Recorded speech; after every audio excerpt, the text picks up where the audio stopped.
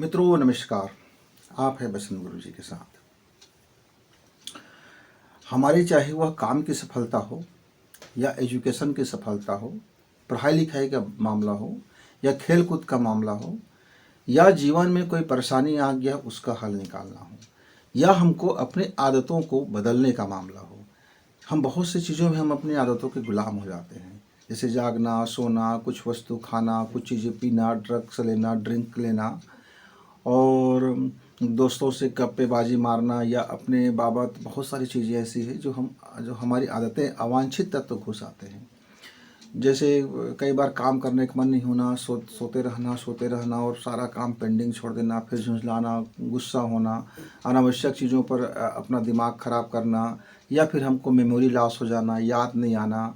समय के साथ हम अपने आप को अपडेट नहीं कर पाते, अपने कारोबार को अपडेट नहीं कर पाते, अपने लाइफ को अपडेट नहीं कर पाते, अपने सहधर्मिणी से, अपने दाम्पत्य जीवन से, अपने पति पत्नी और बच्चों से तालमेल नहीं बैठा पाते, एक बीच में कम्युनिकेशन का पुल नहीं हो पाता, गैप आ जाता है।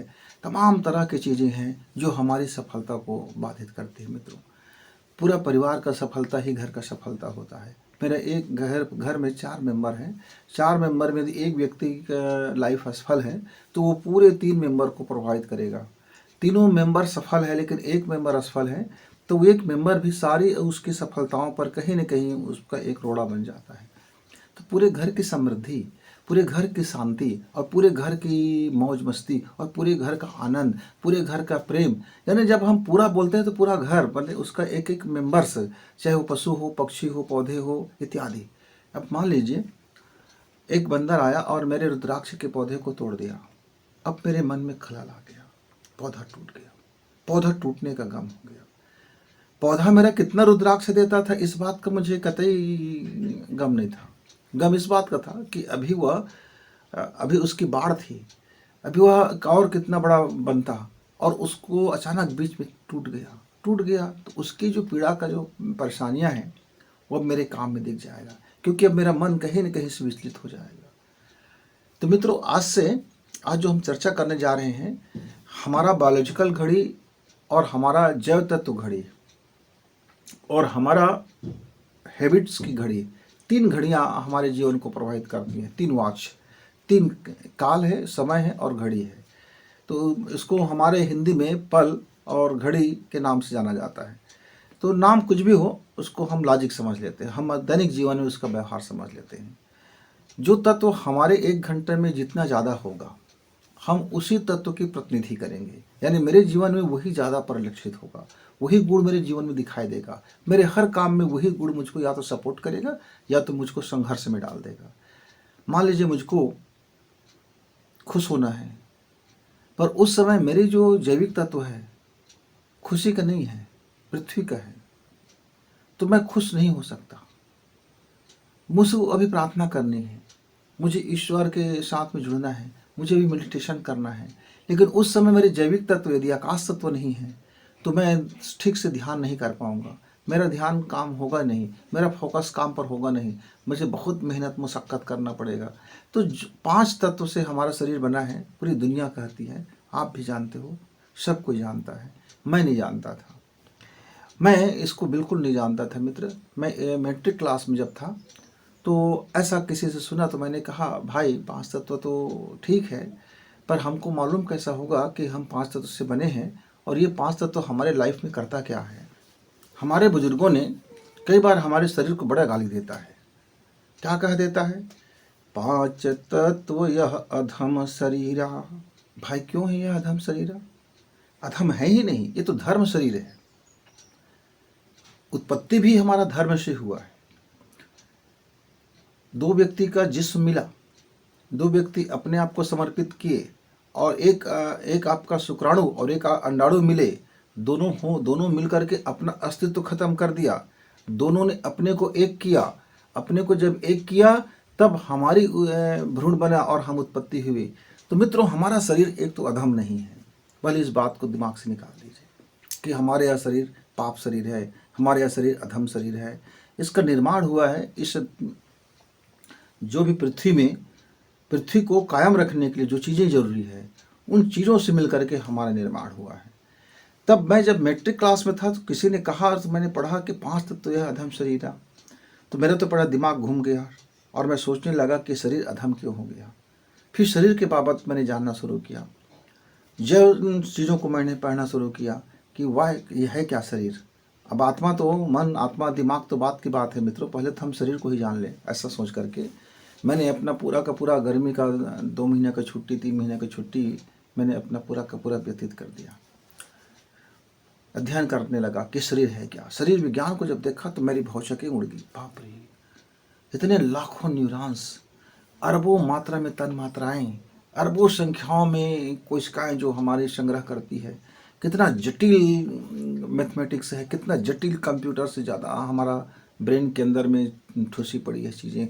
हमारा किडनी में अरबों संख्याओं में, अरबों किलोमीटर की पाइपलाइन बिछी हुई है। एक छोटी सी सेम के बीज जितना बड़ा किडनी में, और कितनी बड़ी चमत्कार कर देता है। सारे चीज़ों को अलग अलग छान देता है, उसके अलग अलग वेराइटीज़ कर देते हैं, रक्त मांस मज्जा बना देता है और हमारा शरीर बलिष्ठ हो जाता है। हम शरीर को देखते हैं, किडनी को नहीं देखते। शरीर को देखते हैं, आँख को नहीं देखते। शरीर को देखते हैं, जठराग्नि को नहीं देखते। शरीर को देखते हैं, फेफड़ा को नहीं देखते। शरीर को देखते हैं, हार्ट को नहीं देखते। शरीर को देखते हैं, पर ब्रेन के अंदर काम करने वाली उस पूरी के पूरी एक मंत्रालय को नहीं देखते हैं। वो प्रधानमंत्री मंत्रालय से भी ज़्यादा पेचीदा है हमारा जो मस्तिष्क होता है। तो मैं तो भौचक्का रह गया, आश्चर्य से भर गया कि शरीर इतनी काबिल है। फिर शरीर इतनी काबिल है तो इसको मुख्य रूप से इसके कौन इसके मंत्री हैं? आखिर इसका मंत्रालय में एक प्रधानमंत्री है। मान लीजिए मेरा मस्तिष्क प्रधानमंत्री है, तो उसको बताया गया कि पिट्यूटरी ग्लैंड जो होता है वो प्रधानमंत्री है। अच्छा, मतलब मास्टर ग्रंथि है वो एक प्रधानमंत्री का रोल अपनाते हैं। ठीक, प्रधानमंत्री को भी प्रभावित करता होगा कोई ना कोई व्यक्ति। जी हाँ, तो इस प्रधानमंत्री के ऊपर में और कौन था? तो राष्ट्रपति था। अच्छा, राष्ट्रपति है तो ये राष्ट्रपति कौन है? तो ये हमारे गले की कंठ है, जहाँ हमारा थायराइड ग्रंथि होता है। ये मास्टर के भी मास्टर हैं, मतलब मास्टर ग्रंथि हमारा आज्ञा चक्र के पास, दोनों भाव के ऊपर में, जहाँ हम एक बिंदी लगाते हैं, तिलक लगाते हैं, सम्मान देते हैं, जहाँ स्पर्श करते हैं तो हमारा जो पूरा ऊर्जा जो है, एक सीधी लाइन में आ जाता है। और ये एक ऐसा एक पॉइंट है मित्रों, जहाँ आप उसको स्पर्श कर दो, कुछ समय के लिए दबा दो, छोड़ दो, दबा दो, छोड़ दो, जब वो कंपन होता है तो पूरी शरीर की एनर्जी फ्लो होने लगता है, एक दिशा में आने लगती है। सब अपना अपना काम को दुरुस्त करने लगता है, इमरजेंसी आ जाता है उनके लाइफ में, अंदर में। अब ये सारी चीज़ जानने के लिए तो मैं बहुत थोड़ा सा पागलपन आ गया दिमाग में। बाप रे, इतनी बड़ी बायोलॉजिकल साइंस है हमारे शरीर का। फिर मालूम हुआ कि ये 5 मंत्रालय है इसके हमारे शरीर में। ये 5 मंत्रालय का अपना अपना ड्यूटी है, अपना अपना कार्यप्रणाली है, अपना अपना कोष है। तो एक मंत्रालय हो गया जल का, जल भारी मात्रा में चाहिए शरीर को, तो जल मंत्रालय का ड्यूटी बहुत ज़्यादा शरीर को क्या करें। फिर पृथ्वी तत्व आ गया, माने पृथ्वी में जब हम कहें तो सोना, चांदी, निकिल, तांबा सारा चीज़ है उसमें। जितना पृथ्वी में आपका गुणधर्म पाए जाते हैं, जितना पृथ्वी को बनाने में जितनी तत्व की ज़रूरत है, चाहे वो आपका आयरन हो, चाहे आपका सोना हो, चाहे आपका चांदी हो, चाहे आपकी तांबा हो, चाहे आपकी कोयला हो, चाहे आपकी पत्थर हो, चाहे आपका वो कार्बन हो, चाहे आपका मीथेन हो, मतलब जो पृथ्वी है वो पृथ्वी तत्व। सीधी सी बात है, यानी जितने वैरायटी पृथ्वी के अंदर में गुण है, जिन तत्वों से पृथ्वी मेरा बना है वो पृथ्वी तत्व, यानी सबसे बड़ा रोल पृथ्वी तत्व, दूसरा बड़ा रोल जल तत्व का आ गया। अच्छा भाई, ये 2 तत्व बहुत भारी पड़ गए। अब इसके बाद इन तत्वों का बैलेंस बनाने के लिए, उनमें क्रिया प्रतिक्रिया कराने के लिए ताप चाहिए। तो ताप के लिए फिर अग्नि तत्व आ गया, तीसरा विभाग। वो पूरे शरीर को एक निश्चित ताप क्रम में देते रहता है। किडनी को कितना ताप चाहिए, आंत को कितनी ताप चाहिए, फेफड़ा को कितनी ताप चाहिए, और ग्लैंड्स को कितनी ताप चाहिए, उंगली को कितनी ताप चाहिए, घुटने को कितनी ताप चाहिए, कमर को कितनी ताप चाहिए, हड्डी को कितनी ताप चाहिए, मांस मज्जा को कितनी ताप चाहिए, ब्लड को कितनी ताप चाहिए, आँख को कितनी ताप चाहिए, नाक को कितनी ताप चाहिए, ब्रेन को कितनी ताप चाहिए। अलग अलग ब्रेन के 1 लाख हिस्से हैं, उस 1 लाख हिस्से में अलग अलग गर्मी की ज़रूरत है। अरे बाप रे, तो फिर ये अग्नि तत्व, फिर मंत्रालय, ये मंत्रालय हो गया जिसको हम तत्व बोलते हैं। फिर इसको लाने और ले जाने वाला का कौन होगा, इसका वाहन कौन करेगा, इसका सफ़र करने वाला कौन होगा। तमाम तरह से वायु मार्ग से चलने के लिए मतलब एक अदृश्य मार्ग से चलने के लिए एक एनर्जी पथ की जरूरत पड़ा, एक एनर्जी पथ की जरूरत पड़ा जहाँ से सारी एनर्जी को निर्बाध रूप से दौड़ाई जा सके और कम समय में ज़्यादा गति से दौड़ाई जा सके। अब देखते हैं ना, कोई व्यक्ति यदि उबड़ खाबड़ रास्ता है तो पैदल ही चल पाता है और घंटों और लग जाते हैं, दिनों लग जाते हैं किसी जगह में पहुंचने पे। लेकिन वही यदि सड़क बन गया तो आदमी फर्राटे दौड़ता है, मोटरसाइकिल से लेकर के कार तक दौड़ाती है।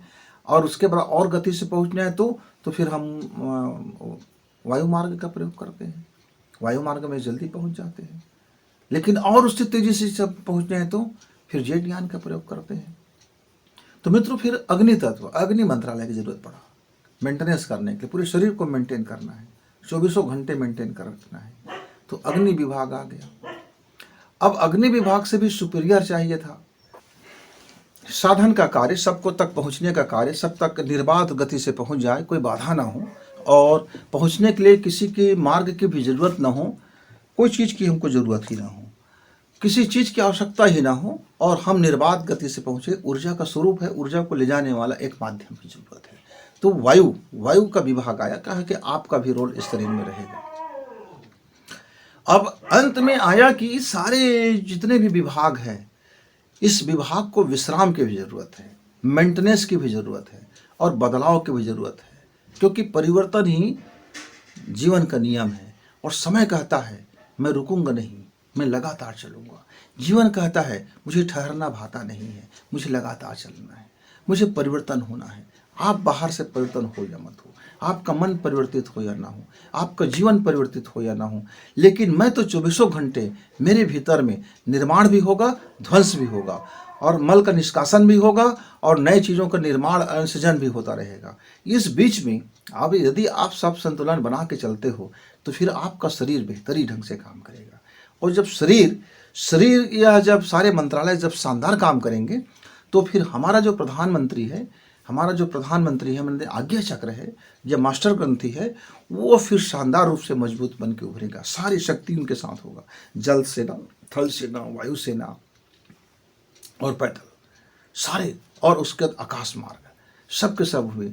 फिर आकाश मार्ग को, आकाश तत्व को फिर हावी हुआ कि देखो भाई, हर जगह एक गैप की ज़रूरत है, हर जगह एक व्यूअर की ज़रूरत है, हर जगह एक होल की ज़रूरत है, हर जगह एक ब्लैक होल की ज़रूरत है, हर जगह में कहीं हर कोशिकाओं में एक हमको स्पेस चाहिए। स्पेस मतलब आकाश चाहिए, थोड़ी सी जगह चाहिए।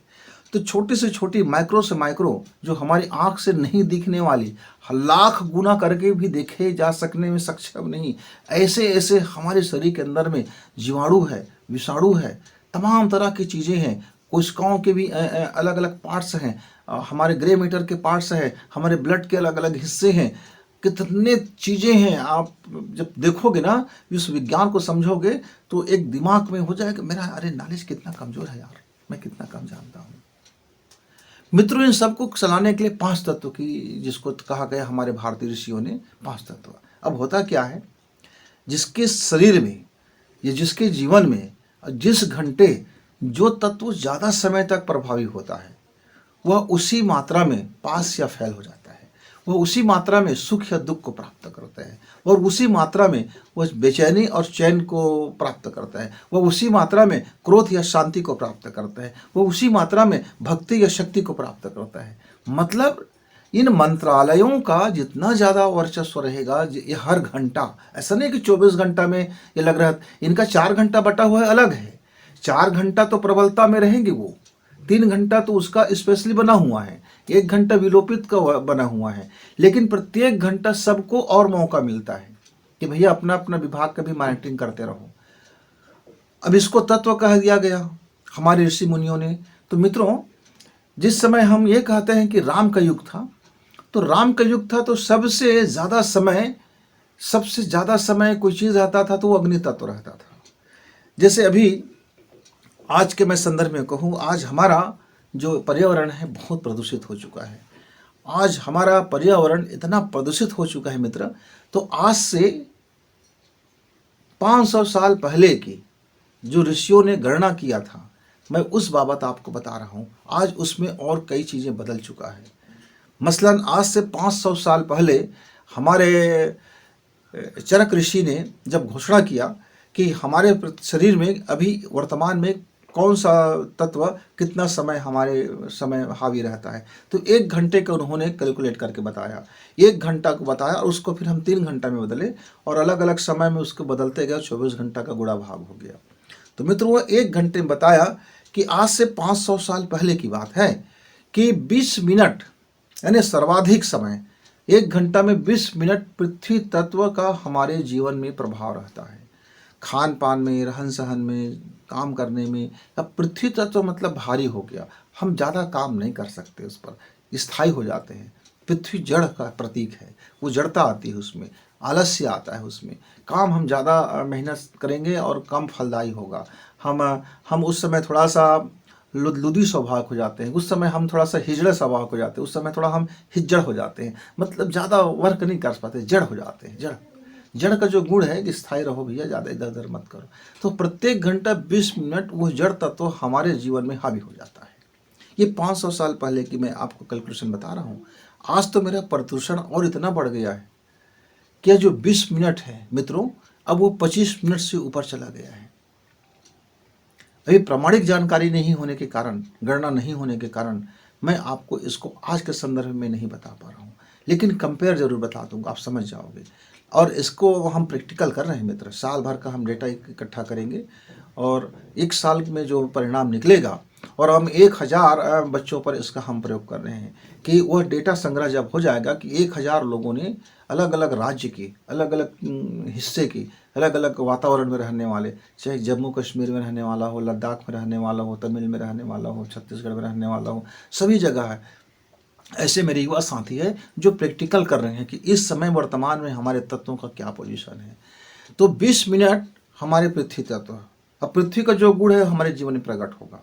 अब समझिए पृथ्वी का क्या गुण है। अब इसके बाद आता है मित्रों जल तत्व, 15 मिनट का वह जल तत्व है। अब मान लीजिए पृथ्वी तत्व में विकृति आ गया है तो मेरा शरीर नुकसान होगा, मेरा शरीर बैलेंस में नहीं होगा, तो शरीर में तमाम तरह के उपद्रव होगा। अब चूंकि मेरा पृथ्वी तत्व का बैलेंस बिगड़ा हुआ है, अब 20 मिनट के बाद में जंप हो गया कहाँ, जल तत्व में। अब पूरे शरीर में जल का मात्रा बढ़ गया, जल ने अपना काम बढ़ा दिया, किडनी ने अपनी फंक्शन बढ़ा दी और पूरे शरीर में, पूरे कोशिकाओं में और पूरे नस नाड़ियों में जल तत्व प्रबलता से भागने लगे, इकट्ठा करने लगे और मल को विक्षेपित करने लगे और जहाँ जहाँ जो पहुँचाने ऑक्सीजन वो पहुँचाने लगे, मात्रा पहुँचाने लगे। अब जो हमारा जो अब 4-4 मिनट का फर्क पड़ेगा मित्रों, 4 मिनट अब कम हो गया पृथ्वी तत्व से कहाँ, जल तत्व में। अब इस समय हम प्रवाह में बहेंगे, जहाँ जिस प्रवाह में जाना होगा हम उस प्रवाह में बह जाएंगे। किसी ने इसी समय हमारे दिमाग को अपने दिशा में डाइवर्ट कर लिया तो हम उसके दिशा में चले गए, हम उसके सम्मोहन में चले गए, हम उसके बातों में आ गए, हम उनके झांसा में आ गए, हम वो समझाया, हाँ हम बहने लगे। अब हम भावना रूप से बहने लगे, तरल रूप से हम बहने लगे, हम उसके पीछे बह जाएंगे। और उस 16 मिनट में, वह 16 मिनट में यदि कोई जानकार व्यक्ति है तो आपके जीवन को पूरी तरह से सम्मोहित कर देगा, क्योंकि आप उस समय बह रहे हो। आप देखते हो ना, यदि जल, समुद्र का जल यदि शांत है तो शानदार लगता है, लेकिन ज्वार भाटा है, विकृति आ गया तो ज्वार भाट आने लगा, तो समुद्र का जल फिर हमारे लिए विनाशक हो गया, विनाशक हो गया। तो विकृति होने से फिर जल विनाशक हो जाती है। फिर नदी यदि शांत है और धीरे धीरे गमन कर रही है तो जल शांत है, निर्मल जल है, लेकिन यदि नदी में उफान है तो फिर वो हमारा जल गंदा हो गया है और गंदा जल को आचमन भी नहीं कर सकते, तो मेरा पूरा शरीर में उसका प्रभाव पड़ेगा। तो ये 16 मिनट हमारे शरीर में जल तत्व भारी हो जाता है, प्रवाह होने लगता है जल का। अब क्या आता है, अब इसमें 4 मिनट और घटा दीजिए, 16 में हमने 4 घटाई तो 12 हो गया। अब ये जो 12 मिनट का समय है हमारे अग्नि तत्व का है। अग्नि उस समय, फिर अग्नि का काम क्या है, ऊपर उठना। फिर हमारी चीज़ें ऊपर उठने लगती है, जैसे विचार ऊपर उठना, मानसिकता को ऊपर उठना, क्रोध का ऊपर उठना। तो जितने भी तामसिक प्रभाव है या सामर्थ्य के प्रभाव है या सक्षमता के प्रभाव है या आप उसको एनर्जी तोड़ने के प्रभाव कह सकते हैं। वर्कआउट वाले बोलते हैं कि हमने अपनी कोशिकाओं को तोड़ दिया है। अच्छा, तो मैंने सोचा कि ऐसा 2 टुकड़ा काट के तोड़ देता हो क्या? दरअसल कोशिकाओं में एनर्जी को तोड़ा जाता है, उसको हम बोलते हैं कोशिकाओं को तोड़ दी गई है। तो ये अग्नि का कार्य है ऊपर उठते रहना। नीचे जलता है, यदि सही नहीं जल रहा है तो धुआं उठेगा। मान लीजिए एक अंगीठी है और अंगीठी में गीला है तो वो सही नहीं जलेगा, फिर सही नहीं जलेगा तो सही ताप नहीं मिलेगा, सही ताप नहीं मिलेगा तो उसका हमारा सही उपयोग नहीं होगा। तो जो भी विकृतियां हैं हमारे पृथ्वी तत्व से और जो जल में हमारा विकृति आ गया है, ये दोनों विकृतियों को जलाने का काम करता है अग्नि, बैलेंस करने के लिए।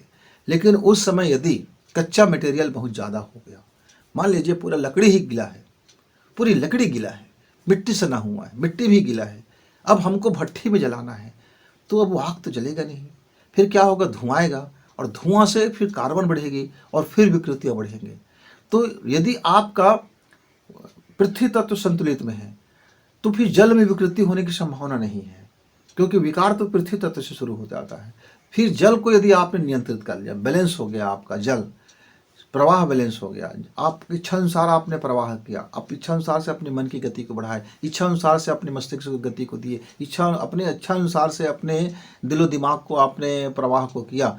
तो मित्रों, यदि हमारा बैलेंस में चल रहा है तो जब अग्नि तत्व का जब समय आता है वह 12 मिनट का समय आता है और उस 12 मिनट में जो हमारे अंदर में जितने भी मटेरियल खराब हो चुका है या जो ईंधन का काम की ज़रूरत है, जैसे आपको खाना पचाने की ज़रूरत है, गुस्सा है तो गुस्सा बढ़ेगा क्योंकि उस समय आप अग्नि तत्व में हैं, और आप अग्नि तत्व के समय में खाना खा रहे हैं तो निश्चित तौर से फिर आपके खाना में विकृति उत्पन्न होगा। अग्नि तत्व के समय यदि आप किसी से शांति वार्ता कर रहे हैं तो निश्चित तौर से शांति वार्ता में विघ्न होगा, क्योंकि तब आप क्रोधित में रहोगे। अग्नि तत्व के समय में आप किसी से मिलते हो तो स्वाभाविक रूप से आपके जीवन में थोड़ी सी गर्मी बना रहेगा। लेकिन अग्नि तत्व यदि हावी है उस समय, मेरा यदि सैनिक बॉर्डर पे लड़ाई लड़ता है तो वो ज़्यादा जोखिम और ज़्यादा प्रशस्ति से लड़ेगा और ज़्यादा यशगान से लड़ेगा, वो ज़्यादा उसके अंदर में स्फूर्ति आएगा और ज़्यादा देशभक्ति उत्पन्न हो जाएगा। क्यों? क्योंकि उसको अग्नि की जरूरत है। तो अपने अपने वर्क में अलग अलग चीज़ों की जरूरत होती है। जैसे कोई चौकीदार व्यक्ति है, उसको ज़्यादा से ज़्यादा क्या चाहिए? पृथ्वी तत्व चाहिए, एक जगह बैठे रहना है, बोर ना हो, बैठे रहना है। और जो मेरा व्यक्ति भाग दौड़ कर रहा है, इधर जा रहा है उधर जा रहा है, उसको जल तत्व उसकी प्रधानता चाहिए, क्योंकि उसको प्रवाह होना है, इधर से उधर जाना है और व्यवस्था बिगड़े भी नहीं, विकृति भी नहीं आए। तो अलग अलग व्यक्ति के अलग अलग काम धाम के अनुसार से, अलग अलग प्रवृत्ति के अनुसार से उसके अपने अपने तत्वों को ज़्यादा वरीयता देना पड़ता है मित्रों। तो अग्नि तत्व है हमारे जीवन के को नए चीज़ों को उत्पादन भी करना और पुराने जो मलमा है उसको जलाना भी। तो ये 12 मिनट का समय प्रत्येक घंटे वो लेता है, उसका रहता है। अब आगे 4 इसमें फिर घटा दीजिए, 4 मिनट का फर्क आ गया। अब ये 8 मिनट आ गया वायु तत्व। अब इस समय, अब मान लीजिए बरसात ही बरसात है और वायु ना चले तो ज़मीन गीली रह जाती है, इसलिए सुखाने के लिए, यानी वहाँ अब हवा का रोल उत्पन्न होता है कि कहाँ कहाँ किस किस अंग में हमारे वायु को जाना है, वहाँ से जो जो चीज़ें हैं सूक्ष्म रूप में उसको लेकर के आना है। क्योंकि बहुत सारा चीज़ उपद्रव हो जाते हैं, पृथ्वी तत्व, फिर जल में प्रवाहित हुआ, फिर अग्नि जले, अब वायु की बारी आती है। अब 1 घंटे में वो वायु हर एक कोशिका में जाता है, हर कोष में जाता है, हर कोष में जाता है। अब किसी किसी कोष में जाके वो फंस जाता है, क्योंकि या तो वहाँ नमी रहती है, या तो वहाँ गीली रहती है, या तो वह जल ज़्यादा हो जाता है, या पृथ्वी तत्व विकृत हो गया है। उस विकृति को समन करने के लिए वह वायु वहाँ रुक जाता है। तब हमारे, आप देखे होंगे, कभी पीठ में दर्द हो रहा है, कभी हाथ में दर्द हो रहा है, कभी सिर में दर्द हो गया, कभी घुटने में दर्द हो गया, अजीब अजीब जगह में अजीब अजीब दर्द होने लगते हैं और उसको सूल जैसे छेताई करते रहते हैं। मतलब हवा वहाँ से निकलना चाहता है, बेचैनी हो जाता है, उस कोष में वो बनना नहीं चाहता। हवा का काम है, बनना नहीं चाहता। लेकिन वो अब जब निकलता नहीं है तो हवा अपनी जो है, वायु जो है ताकत लगाती है, जैसे गुब्बारे जैसे, फिर वहाँ से सूजन होना शुरू हो जाता है और जैसे वायु निकलता है फिर हमें रिलैक्स हो जाते हैं। तो वायु का विकृति कोषों में उनके बंद हो जाने के कारण आ जाती है, और उस समय यदि आप कोई काम करें तो फिर बेचैन हो जाएंगे। लेकिन उस समय यदि आप कोई कल्पना कर रहे हैं, कोई डायग्राम बना रहे हैं, कोई ख्वाबों ख्याल में है, कोई गणित का हमेशा हल कर रहे हैं, या कोई ऐसा चीज़ हल कर रहे हैं जिसके लिए आपको बहुत गति की ज़रूरत है, बहुत तेज़ी से गति की ज़रूरत है, या आपको बहुत जल्दी से सफ़र करना है, बहुत तेज़ी से दौड़ना है, तो ऐसे काम के लिए फिर वह आपका 12 बड़ा सहयोगी है। 8 मिनट हमारा वायु का है, 8 मिनट फिर वो आपके लिए इतने कारगर है कि आपको फिर अपना उस टाइप का आप काम करते हो तो अपने उस जो वायु का समय है 8 मिनट है, उसको आपको बढ़ाना या घटाना पड़ेगा, जिससे आप अपनी जीवन को सफलता के मार्ग में, साधना के मार्ग में और अपने कामों को सफलता के लिए आप उसका प्रयोग कर सकते हो। अब आता है मिनट सबसे कम समय आकाश तत्व का, सबसे ज़्यादा पावरफुल। ये 4 मिनट का जो टाइम होता है, हमारे जीवन में अध्यात्म उतरता है। उस समय पूरी आकाश उस समय हावी हो जाता है। मतलब उस समय हम पृथ्वी तत्व को भी बदल सकते हैं, उसके सारे गुणधर्मों को बदल सकते हैं। जल तत्व को भी हम पूरे उसके गुणधर्मों को बदल सकते हैं। हम अग्नि तत्व के भी गुणधर्म बदल सकते हैं और हम वायु तत्व के भी गुणधर्म बदल सकते हैं। उस समय हम आकाश में होते हैं, यानी पूरी ग्रह ब्रह्मांड, पूरी ब्रह्मांड की जो ताकत है, पूरी ब्रह्मांड की जो शक्ति है या उसका जो गुण दोष है, उस समय हमारे उस लाइफ में प्रकट हो जाता है। हमारे सूक्ष्म जगत में वो हमारे एनर्जी जगत में वो प्रभावी होता है। तो मित्रों, जब राम जी का युग था उस समय हमारा सबसे ज़्यादा अग्नि तत्व का टाइम होता था, 20 मिनट का टाइम होता था। कृष्ण के समय आया तो वो यह जो हमारा जो वायु तत्व है उसका समय 20 मिनट हो गया था। और उसके पहले के अनादिकाल में हमारा आकाश तत्व 20 मिनट का होते थे। इसका क्या होता था मायने, अब इसको ऐसा समझ लीजिए। अनादिकाल में, जिस समय हम अनादिकाल जब कहें तो हमारी गणना से उस पार का समय है। जब हमने गणना, हमको जब आज का ज्ञात करना है, आज का जो हमारे पास कैलकुलेट है, उस गणना से उस पार भी जगत था। उस समय लोग हजारों साल तक जीवित रहते थे। इसका मतलब ये था कि वह एक सांस जो हम प्रत्येक मिनट में हमारा जो दिल धड़कता है 72 मिनट, तो उनका घंटों में एक आध बार धड़कता था दिल। हार्ट उनका एक घंटे में एक बार धड़क गया। यानी आप समझ जाइए, हम मिनटों में 72 से 75 बार हमारा हार्ट बीट होते रहता है। उस जमाने में इतनी कम हवा के उपयोग लेते थे, इतनी शुद्ध ऑक्सीजन था और इतनी उनके सांस लेने की इस जबरदस्त तकनीकी था कि वह अपने आकाश तत्व पर अपने जीवन को स्थिर कर लेते थे। आज भी हिमालय में कुछ ऐसे महापुरुष हैं जिसकी आयु की गणना हम नहीं कर सकते, हमारे दादा गुरुजी थे, जो हमारे गुरुजी के भी उसके गुरुजी हैं, वो उसकी उम्र के बारे में कोई ठिकाना नहीं। वो कभी साल में एक आध घंटे के लिए अपने समाधि से बाहर निकलते हैं और अपने वो हमेशा हिमालय क्षेत्र में वो बर्फ़ के नीचे अपने को दबा करके बैठे रह जाते हैं। आकाश तत्व में वो जीवन जीते रहते हैं। तो जिनका जीवन आकाश तत्व में होगा वो हर सिद्धि का उनके पास होगा, हर तरह की सिद्धि होगा। उसको जरूरत ही नहीं होगा किसी सिद्धि की, ना किसी अष्ट सिद्धि की, ना किसी निधि की, किसी की उसको जरूरत ही नहीं, क्योंकि वो तो खुद अखिल ब्रह्मांड की पावर उनके पास है, क्योंकि वो आकाश तत्व में जीवन उनका है। अब दूसरे दर्जे का मनुष्य आते हैं मित्रों, जो महापुरुष स्तर के आते हैं, जिनके एक जीवन में वह 500 व्यक्ति का काम कर लेता है। एक ही लाइफ में 500 व्यक्ति का काम कर लेता है, जैसे हमारे गुरुजी ने किया, महात्मा गांधी ने जैसे किया, विवेकानंद ने जैसे किया, अरविंद घोष ने जैसे किया। बहुत नाम है, बहुत सारे हमारे महापुरुष रहेंगे, विश्व में भी और कई महापुरुष रहेंगे।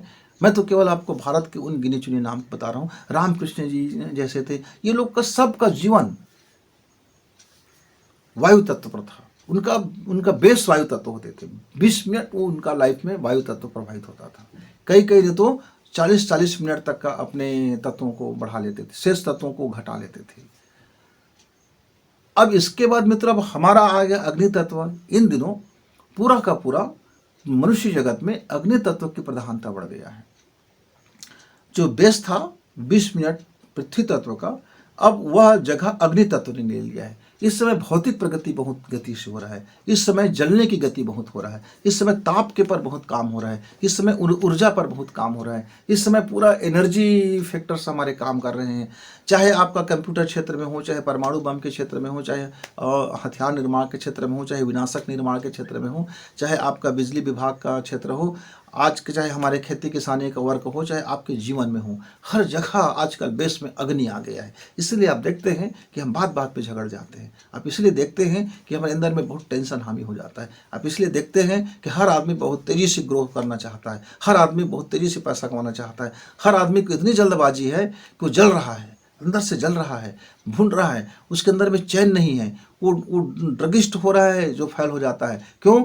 वो विकृति आता है अग्नि में तो वो जल तत्व आ जाता है, और वो जल आ जाता है तो ड्रग का सहारा लेना पड़ता है उसको, और उस प्रवाह में बहने लग जाते हैं। लोगों को बेवकूफ़ बनाया जा रहा है, ठग लोगों की बाढ़ आ गया है, साइबर क्राइम की बाढ़ आ गया है। यानी अग्नि तत्व इतना हावी हो गया है कि जहाँ जहाँ वो जला रहा है, कहीं सृजन के लिए जला रहा है और कहीं विनाश के लिए जलाया जा रहा है।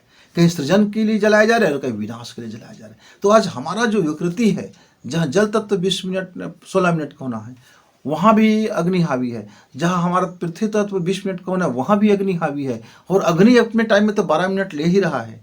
तो समझिए कि हमारे जीवन में कितनी आग लगी हुई है। तो जब तक हम अपने जल तत्व को आगे नहीं बढ़ाएंगे, यानी भावना को आगे नहीं बढ़ाएंगे, अपनी सरसता को आगे नहीं बढ़ाएंगे, अपनी प्रेम को आगे नहीं बढ़ाएंगे, अपने हृदय को आगे नहीं बढ़ाएंगे, अपने बड़े दिल को आगे नहीं बढ़ाएंगे, अपने माफ़ करने की शक्ति को आगे नहीं बढ़ाएंगे, तब तक फिर हम आकाश तत्व में स्थिर कैसे बनेंगे मित्रों? तो बैलेंस करना चाहिए।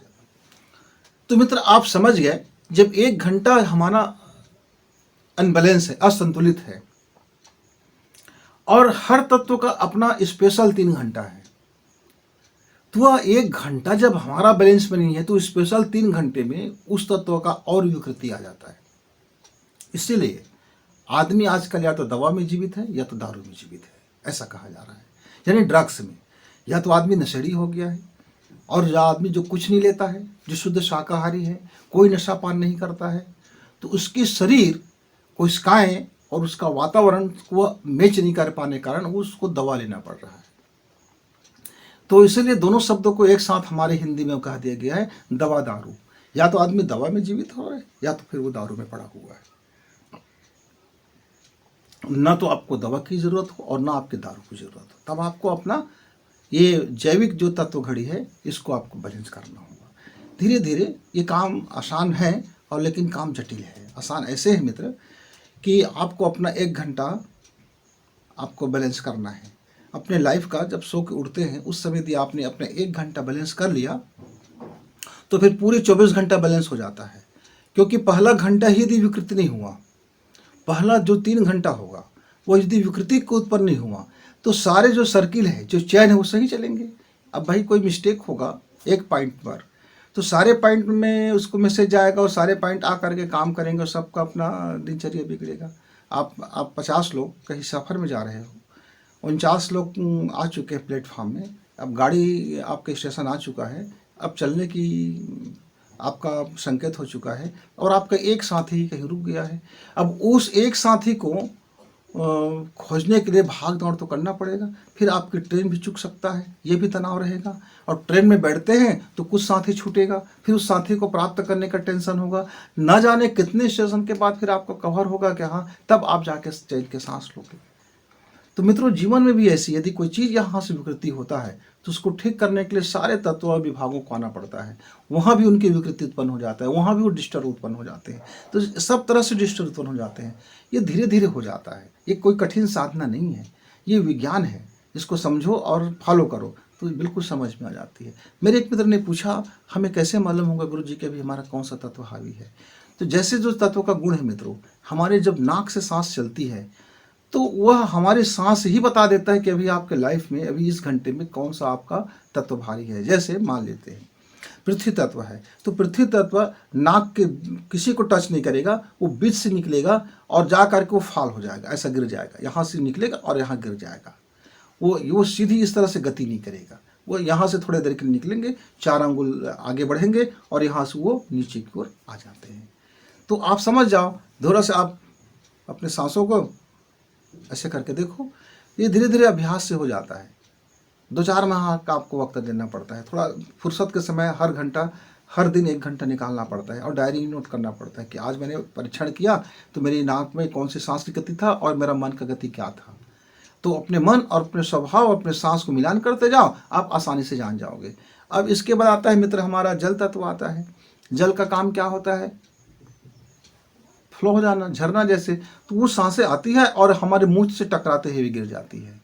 जब हमारी सांसें निकले यहाँ से और वो नीचे की तरफ आए, नीचे भाग को स्पर्श करे और हमारे मुंह की तरफ से गिर जाए, तो उस समय समझिए कि आपके अभी लाइफ में, मन में, चित्त में, मस्तिष्क में, पूरी जगह आपका अभी जल तत्व हावी है। मित्रों, अब इसका आता है आपका अग्नि तत्व। अग्नि क्या करता है? अग्नि उठते हुए निकलता है, ऐंठते और उठते हुए निकलता है। अग्नि कभी ऐसे सीधी नहीं भागता, वो अपने आप को थोड़ा सा ऐंठते हुए निकलता है, क्योंकि उसका जो जलता है जब ऑक्सीजन, तो वो थोड़ी सी उसमें सर्किल आ जाती है, बहुत सूक्ष्म रूप से आती है। तो यहाँ से जब हमारा वायु निकलता है तो वो हमारे इस हिस्सा को टच करते हुए ऊपर की ओर बढ़ता है, ऐसे करते हुए ऊपर की ओर बढ़ता है। जब इस हिस्सा को टच करते हुए ऊपर की ओर बढ़े तो आप समझ जाए कि अभी आपके अंदर में अग्नि की प्रधानता है।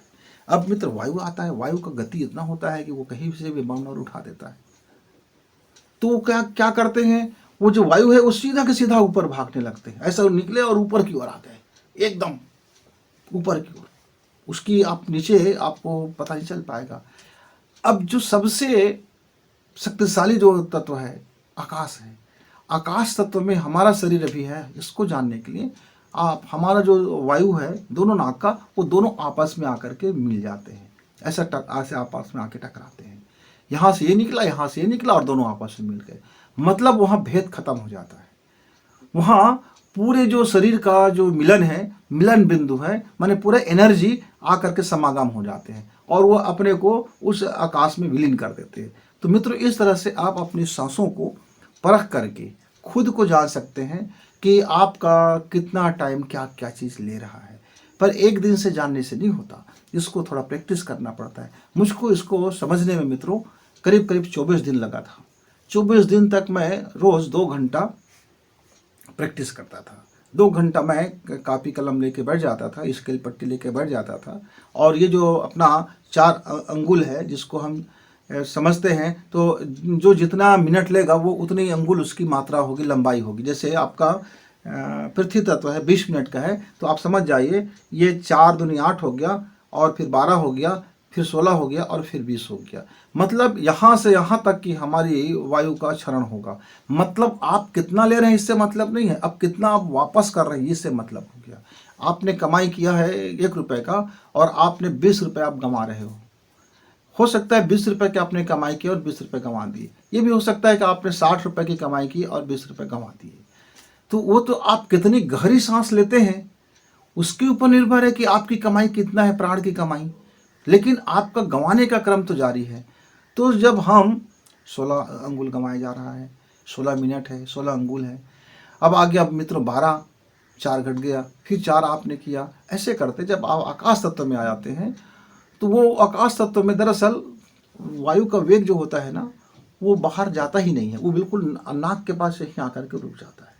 यहाँ जो 4 मिनट जो आकाश तत्व को दिया गया है, वहाँ आकाश तत्व आपस में जब ऐसे जुड़ते हैं तो इतनी नहीं के मात्रा में खर्च होता है। मान लीजिए 1 पैसे की मात्रा में, 1 पैसे की मात्रा में हमारा प्राणवायु का खर्च होता है और शेष हमारा जमा धन मिल जाता है। इसीलिए जब कहते हैं ना आप प्राणायाम करो, और प्राणायाम से ज़्यादा अपनी धन को संचित करो, यानी प्राण के धन को संचित करो। जितना ज़्यादा आपके पास प्राण होगा वो उतना ही ज़्यादा आप पावरफुल बनोगे। इसीलिए तो कहा जाता है कि आप प्राणायाम कीजिए, कुंभक कीजिए, अंतः कुंभक कीजिए, सांसों को रोकने की कला सीखिए, सांसों पर नियंत्रण करना सीखे, सांसों को समझे। और ये सांस धन जो होता है, ये जो हमारा प्राण धन होता है, ये सारी दुनिया के सबसे बड़े धन से सबसे अनमोल धन है मित्रों। तो मैंने आजकल के युवा मित्र प्राण धन को गंवाने में लगे हुआ। अब कोई व्यक्ति, एक मेरा युवा है 30 साल का है, अब काम वासना में दिन भर व्यस्त है, मानसिक रूप से काम वासना में, माने दिन भर उसका अग्नि तत्व हावी है, और दिन भर अग्नि तत्व हावी है, और दिन भर उसकी ऊर्जा का क्षरण लगातार माने खत्म होते जा रहा है। तो ऐसे में उसकी प्राण तत्व कमजोर पड़ गया। तो जरा भी कोई दुख आया तो फिर विचलित हो गया, जरा भी कष्ट आया तो विचलित हो गया, जरा भी परेशानी आया तो विचलित हो गया, जरा भी कुछ बात हो गया तो असहनशील हो गए, जरा भी कुछ बात हो गया तो तुनक मिजाज हो गए। तो बात पे फिर आप लड़ाई झगड़ा में उतर आते हो। छोटी सी बात है, क्योंकि आपके काम वासना अपने अग्नि तत्व को बढ़ाती है। अब मेरा एक मित्र था, वो इलाज करा रहा था, संतान उत्पत्ति नहीं हो रहा है। मैं उससे जब भी पूछता कि आपकी संतान उत्पत्ति नहीं होने के कारण क्या आपका शुक्राणु कमजोर है, बोलते हैं हाँ डॉक्टर बोलते हैं कि शुक्राणु ज़्यादा समय तक जीवित नहीं रहता, अंडाणु भी थोड़ा कमज़ोर है, तो इसके लिए दवा भी की। अच्छा क्या की, तो आपने क्या इस बात का ध्यान रखा कि जब आप अपने दाम्पत्य जीवन में गुजारते हो, जब आप अपने पत्नी के साथ जीवन गुजारते हो, उस समय आप क्या खाते पीते हो। तो वो जितने भी वो काम कर रहा था मित्र, वो सब जल का काम कर रहे थे, जल को बढ़ा रहा था, उसका पृथ्वी को बढ़ा रहा था। उसकी दिनचर्या भी ऐसा था कि जब पत्नी के पास जाते थे तो वो दुनिया भर की चिंता, दुनिया भर की बातें, दुनिया भर की दुख, दुनिया भर की तकलीफ, दुनिया भर की हाय हाय, दुनिया भर की टेंशन उसको लेकर के जाते थे। खुशी से कभी जाते नहीं थे, खुश होकर के उनके पास रहते नहीं थे, अपने आप को प्रफुल्लित नहीं करते थे, अपने आप को आनंद से नहीं भरते थे। मतलब मित्र, जब तक आप अपने अंदर को अग्नि तत्व से नहीं भरोगे, जब आपका अग्नि प्रबल नहीं होगा, तब आपका जो शुक्र है, वीर्य है, वह मजबूत कैसे होगा, वो दमदार कैसे होगा, वो प्राणवान कैसे होगा। उसमें तो उसका तो सारा रॉ मटेरियल ही आपका निकलेगा, रॉ मटेरियल ही खराब हो रहेगा, तो फिर उसका निर्माण कैसे अच्छा होगा। तो जब उन्होंने प्राणायाम की साधना को जब किया, जब अपने प्राण की शक्ति को जब बढ़ाया, 1 साल तक उन्होंने 3 घंटा सुबह आपका 2 घंटा प्राणायाम और शाम को 1 घंटा प्राणायाम करते थे, शेष समय अपना काम करते थे, अपने दैनिक जीवन को थोड़ी बदलाव किया, अपने विचार को थोड़ी बदलाव किया, और दोनों अग्नि तत्व को बढ़ा करके अपने गर्म सांसों को प्रैक्टिस करके आधा घंटा 1 घंटा गर्म सांस की प्रैक्टिस करते थे। उसके बाद फिर उन्होंने जब अपने को संभोग करना शुरू किया, तब उनके जीवन में, दाम्पत्य जीवन में खुशी आ गई, संतान के आ गए। मित्रों, समझना है अपने बायोलॉजी को, समझना है अपने विज्ञान को, समझते ही हमारे जीवन में बहुत सारी समस्याएं दूर हो जाती है। अब मान लीजिए मित्रों, मुझको ट्रेन के सफ़र करना है, बड़ी भूख लगी है, अब ट्रेन में खाना नहीं आ रहा है, मेरा अग्नि बढ़ा हुआ जा रहा है, तब मुझको क्या ध्यान करना पड़ेगा? जल का ध्यान करना पड़ेगा। जल पीने के बजाय जल का ध्यान करना पड़ेगा। जल पीने के बजाय जल को चाटना पड़ेगा। जैसे जैसे मैं जल को चाटना शुरू करूँगा, जैसे जैसे मैं जल का ध्यान करूँगा, मेरी भूख जो है वह अब शांत होना शुरू हो जाएगा। क्यों? क्योंकि अब शरीर में जल तत्व तो बढ़ गया है, अब अग्नि की क्षुधा खत्म हो गया है, अब जल का प्रवाह बढ़ेगा। जल के प्रवाह बढ़ने से जो सूख गया है मेरे कोशिकाएं अग्नि के कारण से, अब वो तरल हो जाएगा, और हमारी कोशिकाएं फिर भोजन नहीं मांगेंगे मित्र, बाद में मांगेंगे, सहन शक्ति आ जाएगी। तो छोटी छोटी दैनिक जीवन में बड़े उपयोगी हैं मित्रों। बहुत लंबा वीडियो हो जाएगा जब हम इसके डिटेल में जाएंगे, तो इसलिए मैं आपको इतना ही बता दिया कि आप अपना 1 घंटा को बेहतर करो, आपका 24 घंटा बेहतर हो जाएगा। जय तत्व घड़ी को समझें और अपने जीवन में लाभ उठाएं। हर्रा लगे न फिटकरी, रंग आए चोखा। मित्रों, फिर कभी मिलेंगे, तब तक गुरु जी को विदा। नमस्कार, धन्यवाद।